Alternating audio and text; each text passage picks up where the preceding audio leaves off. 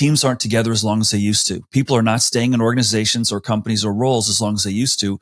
And that's creating a problem because most of what we were taught is that the teams that win are the teams that stay together the longest. Then he said something different. He said, nobody can be in the same job more than 2 years. You have to move. So what that did was it created an insurance policy for a more fluid workforce, because when someone would inevitably go, someone else knew how to do that job. And it turns out when you give someone a new experience, you unlock enormous energy. Welcome to Start With a Win, where we unpack leadership, personal growth and development, and how to build a better business. Let's go. What does the future of work really look like?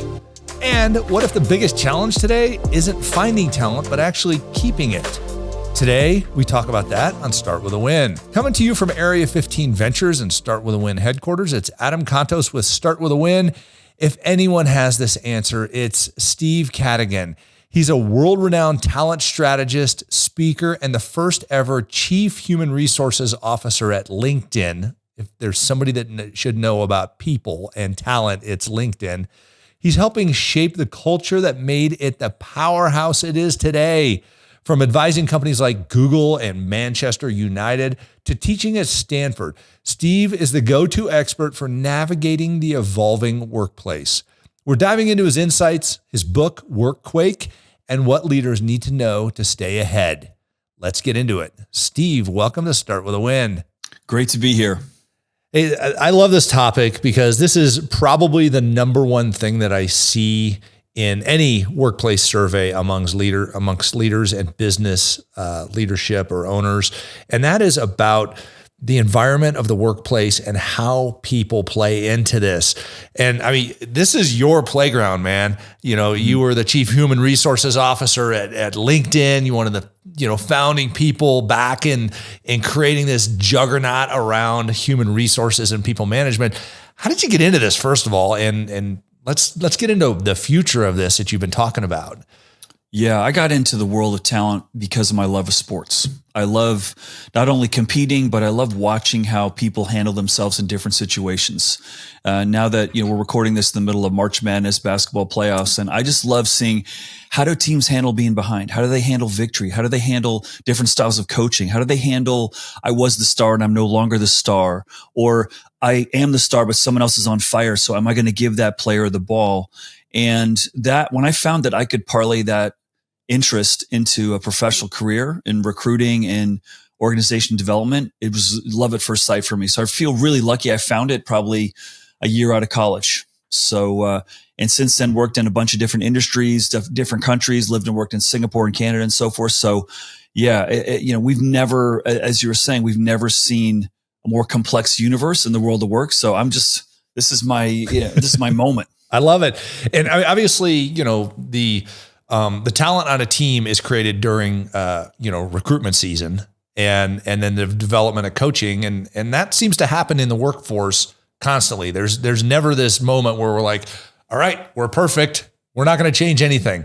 I mean, are you still seeing across the board, this being the key challenge that the workforce is facing? Because it seems like this is far more than taxes and far more than, product development or supply chain. It always comes back to people. Is that consistent still?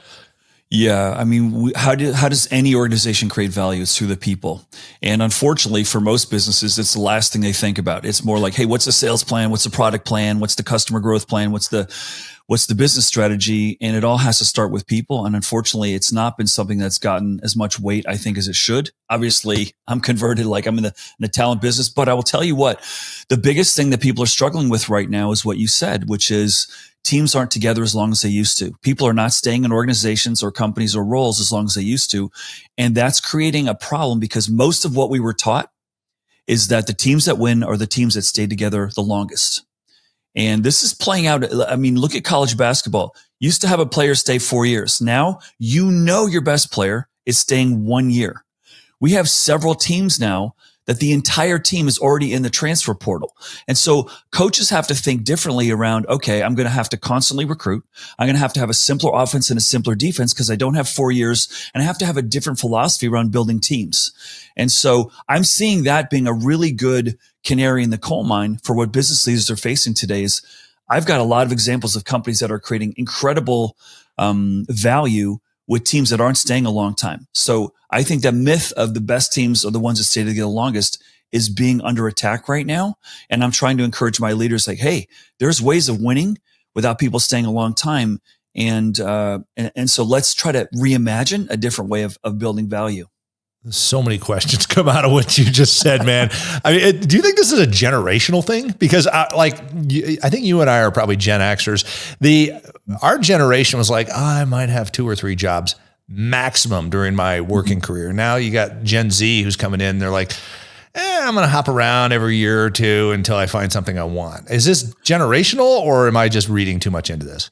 I think it is, but not for the reasons that most people think. I think the generation that's entering the workforce right now has been presented with a window of opportunity and transparency to what they can do, where they can work more than any generation in history.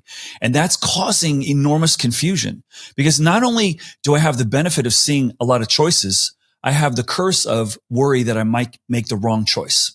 So let's take, for example, new industries. We have more new industries that have been born in the last 10 years than any 10-year window in history. That's a fact. And if you ask anyone, do you think that's going to slow down? Everyone's going to say no. And so what happens with the new industry is new career paths. Look at cryptocurrency. Look at blockchain. Look at electric cars. Look at, gig economy, the Airbnbs, the Ubers. Those are relatively new, and they're causing a lot of churn in the workforce. Like, what should I study? Where should I go? How do I prepare myself for that? And that's leading to, I think, a lot of decisions that my generation, like, I couldn't see all those opportunities when I entered the workforce. So it changed the psychology of how I'm thinking about careers. And one interesting stat I'll share with you, Adam, more students are changing majors in universities faster than any time in history. Pre-pandemic, it was about 1.2 times to 1.5 that people would change a major. And now we're seeing north of 2.5 times in a 4-year window. And that, I think, is a direct connection to the fact that, whoa, there's so many choices of places I could go work. It seems like we've become a little bit ADHD in this whole environment, chasing the next shiny thing. Is that becoming cultural, or are there any solid norms that we in business can latch onto and go, okay, these things are going to stay the same while the rest changes around it? Or is it just all constant change and people chasing the next thing? I mean, if that's the case, then we need to build a strategy around change instead of a strategy around our pillars, right? Yeah. And I think the answer is much to the disheartenment of many leaders is there's more influx now as a leader than any time in history. And that's hard. That's really, really hard. And I have a lot of, as a parent, I'm excited. My kids have a lot of career choices. As an employer, I'm just not happy that my team has so many places that they can see. Not only do they see opportunity, they can see how people are paid. They can see what the culture is. They can see what the turnover is. They can see what the leadership style is. They can see the selling habits of the executive team. Like, think about all the things that talent can see right now.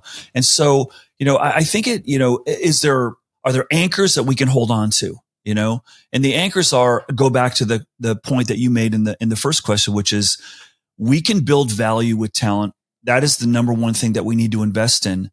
But we have another big trend that we haven't talked about yet, which is the need for new skills has accelerated. Look at AI, the hottest skill right now. That wasn't even talked about 5 years ago. And here we are. I need a senior experienced AI engineer. Like, do they even exist? Right. And so that is compelling organizations to do things that we've never seen before. We see more companies laying people off while they're recruiting. It used to be put the foot on the brakes, freeze the recruiting. Times are tough. Let some people go. Now it's like, we need to let some people go. We need to get some new skills in here because we weren't built as a company. I'm speaking in generalizations. Companies weren't built to upskill talent as fast as they need it right now. And so that's leading me to say compelling and things that are scaring business leaders, which is your business is going to have to become a business school because you are not going to recruit your way out of the talent deficits and the skill deficits that we see in the marketplace right now. So if you're not going to recruit your way out of it, then you're going to need to upskill your way out of it. Is that? You're going to need to upskill, and you're going to need to hire people that have high learning velocity, right? Okay. I need to know that you can grow and change because I know my business is going to need to grow and change 100%. All right. So as a leader, and I mean, we we do see this stagnation of leadership at the top of organizations quite a bit. We need to bring in some fresh ideas and some fresh talent, even at the leadership level. Is that correct? You do. But I will say I finally got my hands on CEO turnover report last year. Heidrick & Struggles, one of the biggest search firms for CEO talent around the world, published a report that said, and they did a study since 2015 of 10,000 CEOs. And they found something really interesting because all the CEOs I talk to go, they want to say that young generation, those disloyal people that don't stick around. And what the Heidrick & Struggles report showed was that over a 7-year window, 15,000 CEOs, 10% left after 1 year, 20% left after 2 years, and almost 40% of CEOs left after 3 years. This is not and those weren't all like young generation CEOs. This is across the board. I do agree that one of the challenges most, large enterprises face is that they're being led by a generation that didn't see the world of work the way the workforce sees it today, which is, I've probably got 2 or 3 years here, then I'm going to go do something different. And I'm loyal to learning, not necessarily loyal to your company. Like in a world that's changing really quickly. And I think a lot of businesses are to blame, Adam, for creating this dynamic because they've been saying for the last 20 years, we're going to go digitally transform. We got to digitally transform and we care more about the technology than we do you. So good luck figuring out those new skills. And now we're telling them AI is coming to take your job. Can you teach the technology how to do your job so I don't need you anymore? And that's just fundamentally causing people to say, well, I'm going to take control of my career. Like you're not looking out for me. You're looking to save money. So I need to go find something on my own or something different. And that's again, information a lot of leaders don't like to hear. I want to unpack something you said in that statement. You said, I'm loyal to learning.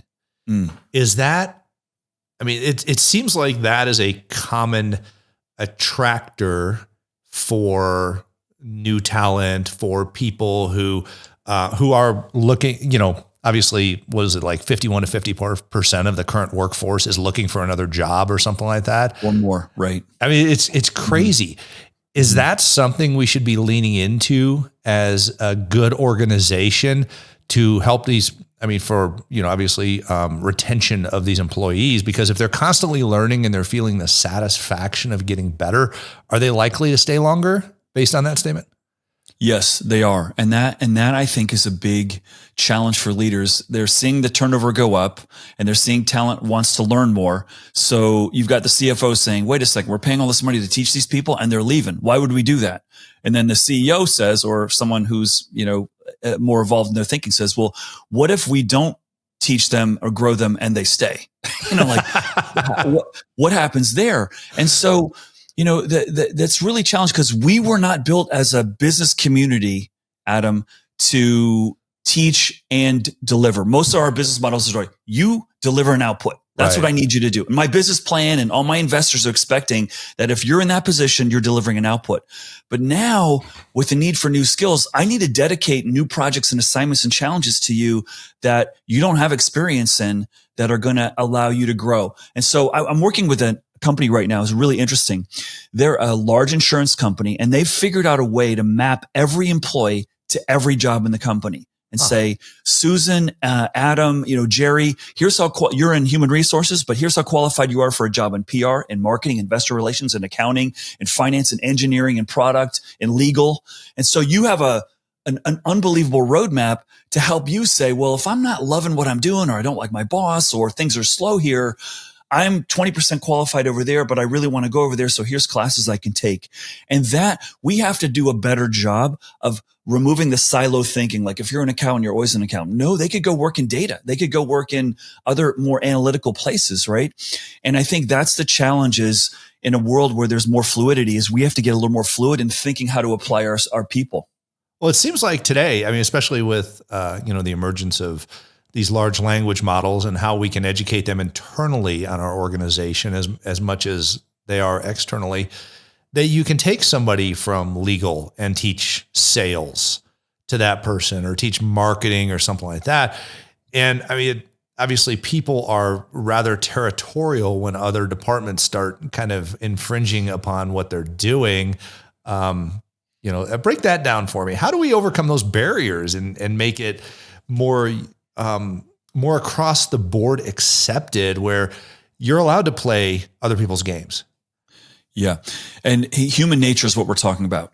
Why would I give my best employee to that department over there? Because what that means to me is I'm going to get home later. I'm going to screw up. My weekends are all screwed. I'm going to have to spend more time recruiting. Why would I do that? Right. And I've worked in big companies where we tried to do that, and managers would block it and say, no, I invested in this person. I want to mine my investment opportunity over the next few years. I'll give you an example of a company that's figured this out. Spotify. Spotify is, up in the Nordics. They're a great music streaming service, and they had a problem with a lot of their young talent was leaving. And so they did a lot of research, and they said, why are you leaving? They said, well, because I'm stuck here and I want to go do something different. And so the CEO, this guy, Daniel Ek, super interesting dude. He says, okay, we're going to allow you to interview anywhere in the company. And so he opened the doors to, you don't need to stay in your job a year. You could be in it 6 weeks and interview for another job. That's fine. But nothing's changed. Okay. So then he said, why is that? Because managers are blocking it. Okay. Like, you can make that move, but I'm going to totally crush you, And so then he said something different. He said, nobody can be in the same job more than 2 years. You have to move. Wow. Okay. Now that's not the CFO, and, there's some pretty deep, technical experience roles. You couldn't do that. So what that did was it created an insurance policy for a more fluid workforce, because when someone would inevitably go, someone else knew how to do that job. And it turns out, when you give someone a new experience, you unlock enormous energy. Think about your own career, Adam. When have you had the most energy and excitement? Was it doing the same thing for 3 or 4 years? Or when someone came to you and said, hey, Adam, I think you can do this job over here. And you're like, I'm not sure I can do that. Is this kind of a setup? And they say, yes, you can do it. You do it. And you go, oh my gosh, I'm so fired up because I learned I can do something new, and I've got this new toolkit, and I'm more valuable. Right. Yep. And so that's what, more and more organizations, I think, need to lean into, as you say, which is this notion of people really, a lot of energy is unlocked when you give people new stuff to do. And maybe it's not as big of a leap or a risk as the traditional thinking on this subject has been for most of us. Yeah. It's fascinating because, comparing this to the past, we always said a good salesman doesn't necessarily make a good sales manager. Right. But if we approach them as a good salesman and say, I'd love to see you as a good sales manager as well, how do we get you there? Let's upskill your position, or let's train you to get there together. You're really unlocking, like you said, a lot of energy in order for that person to say, wow, they're putting some faith in me. I'm not going to let them down. I'm going to go do my very best. And I mean, right. You're right, Steve. You look at retention. This company trusted me. They put their faith in me. They invested in me. That's right. It makes a big difference. And now you're caring about me for my career, not just when I work for you. You're making me better, and the enterprise of me.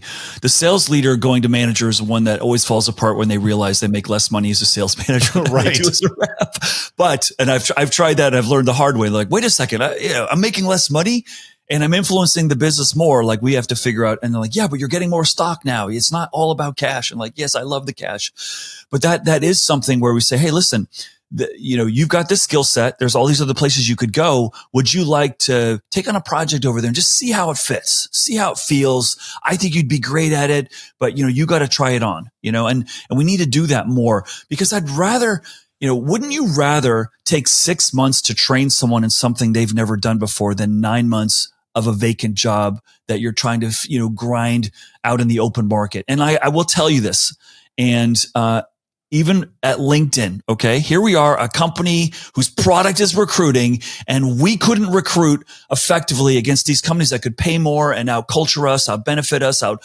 on-site childcare center us. We finally realized that the only way we're going to get out of this is on-campus recruitings, and we're going to have to build the talent, because the open market is really, really hard to find mid to senior level talent. It's really, really hard, especially if you're an early enterprise or a small enterprise. It's not sexy compared to all the other choices that they have, right? And so we we went all, and we could crush on campus. Like we were really good on campus, and our offer acceptance rate was really high. It was like 95% of our interns accepted our offers. Whereas in the open market, 40% were accepting the offers. So it's just a matter of time and investment, right? That's why I say businesses are going to need to become business schools, and we have to get a lot better at this. And leaders, to your point, are going to have to become better coaches and mentors than just operational delivery experts, right? This is a fascinating topic. And I want to kind of pull this down to on the street level in the US or in North America or, the first world countries, where you drive down the street, and if you spend 5 minutes, you're going to see at least a dozen franchise locations and small businesses, without a doubt. So now we're talking about, these SMBs, these smaller business ventures that might have 20 to 70 employees, call it that. We relatively have an unsophisticated leader or owner who they don't have an MBA, they haven't run enterprise level operations, things like that, but they're still responsible for what would seem like a very strong team in a larger company. They're just operating on a small level here. What advice do you have for these managers and leaders to go out and upskill themselves to deliver this culture to their company?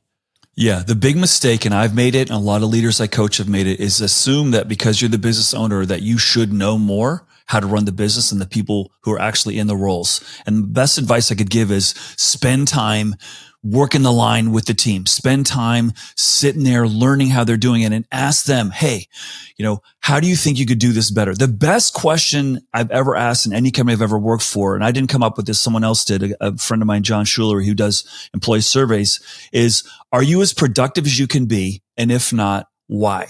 What can we do to because that drives high performers out the door. If there's something or some process or some person whose cultural, kryptonite is just messing up the whole environment, like, I'm not, because it's too loud, it's too noisy, or we could just tweak this one thing in the system that you're making me write this report. It has no value. Ask the people what you can do to help them be more successful in their role. And you will unlock not only magic, but the earliest studies of organization are all about like asking a factory worker what we could do. And they said, make the lights brighter in the factory. It was called the Hawthorne effect. And just because they asked the factory workers what they could do, productivity went up 20%. They never made the lights brighter. They just asked them a question, and no one ever asked them. And so I think that's something like I would promise you, listeners, if you go to some of your people and you ask them, they will be shocked, because no one's ever asked them that question. Amazing. Steve, this has been a masterclass in 23 minutes on how to grow a business and how to do that through your people. So huge kudos to you for all that you're doing to help grow businesses. Where can we find you online for all of our listeners to follow you and listen to more of your wisdom? Yeah, thanks for having me, Adam. You can find me on LinkedIn, obviously. You can also find me on my website, stevecadigan.com. I also have, for humor, I have a TikTok channel with a series called True Stories from Corporate America for fun. But yeah, and if you want to email me, steve@cadiganventures.com, I'd love to help you out. Awesome. Great information today, Steve. Everybody make sure you follow Steve online, reach out to him if you have any questions. Let's boost his audience, because I'll tell you what, he's got a lot of value to deliver to our businesses for all of the listeners here on Start With a Win. Steve, I have a question I ask all the great leaders on this show, and that's, how do you start your day with a win? I have two twins who are seniors in high school right now, and it is an absolute joy for me to make them breakfast every single morning. And I get up before they do, and I serve them eggs. It's usually a sausage and eggs bagel.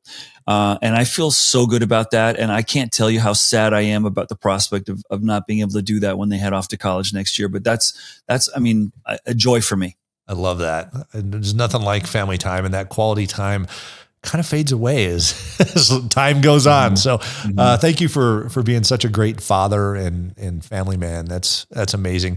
Everybody make sure you follow Steve at stevecadigan.com and on all the socials. He's got some great stuff. Steve, thanks for all you're doing to help us grow businesses, and thanks for starting your day with a win.